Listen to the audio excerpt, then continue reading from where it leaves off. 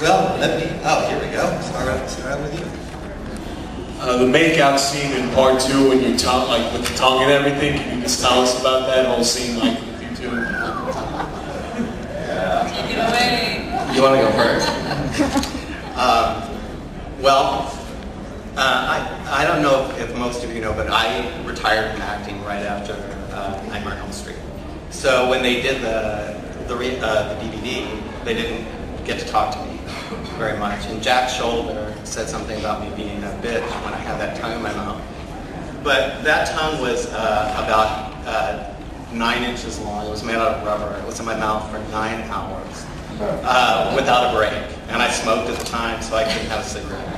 And the way they did it is it was rolled up, and then it dropped. This was before CGI, so it dropped, and then they reversed the direction of the film, and that's how it worked. And we had to do that over and over and over again. And Miss Kim had in her contract, which most nice actresses do, that certain parts of her body couldn't be shown. So we had to cover those up. And for my part, it ended up looking a lot more nasty than it really would have otherwise. But we had a lot of fun. Yeah. How'd you feel about it? Oh, thank you, Mark. I was a nervous wreck. I was an absolute nervous wreck. But Mark, I couldn't have had a better partner in crime. He was protective, and funny, and so he made the experience much easier than it otherwise could have been. Yeah. All right. Best memory from the movie? Excuse me? Best memory from the movie? My best memory from the movie? Well, for me, the best memory from the movie was, well, a couple, actually. I love the scene, for me personally, I love the scene in Grady's room, the transformation. Now, of course, this was 25 years ago, so the way my body cast was built was they did 7 life casts of me in different forms. And then 95% of what you see on the screen is acting. It's actually just my face. And the rest is illusion. I know it looks like kind of cheesy now after all this time, but at the time, it was just a remarkable feat. I think Martin Sjostrom did an amazing job with that. And I love that, and I love the breaking the glass. That took 3 days to shoot. And it was just Robert and I, and we had a really, really good time. My very favorite memory, though, of the entire experience was driving around in the car with her in the Deadly Dinosaur. It had no shocks at all, and also it didn't have the gas just backed right back up into the car. So we were like and we had just us and a camera. And we would drive around, and they were doing a remote shot on it, so it was just Kim and I driving in the car talking to each other. And we were driving around the streets of LA and just having fun and young and being movie stars, so it was pretty cool. Indeed. Do you have another question for me, Mark? No, he had a question. Oh, I'm sorry. Could you repeat the question? Same question. What was my favorite memory experience? I'd have to say confronting Freddie at the end. Not that I didn't adore all of my scenes with you, but being in the heroic role, and that kind of highlighted that aspect to my character and to my character's role in the story. So that was a lot of fun, getting to come to confront Freddie and claim Jesse back. So yeah, that absolutely was. And that was the first day that I actually formally met Robert. And I had really sort of begged everybody that could help me avoid meeting him beforehand. I sort of enlisted them to let me know when he was near. I didn't want to meet him. I didn't want to see him until I had to be face-to-face as Lisa. And there I was on the set, and I was reading something in my own space, in my own head, and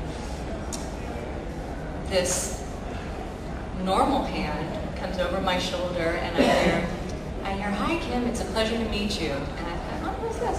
And I look up and it's Robert with all his scars. I want to meet you again. You're so nice. I know you're not nice. So that's one of my best memories.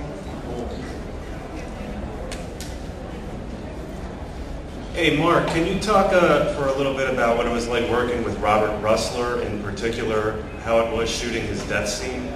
Yeah, well, as I said, shooting Robert Russler's death scene was a pleasure. No, that's not true. First of all, I love Robert. We called him Huss, and he was exactly the type of person that he was in the film, just a really good time guy.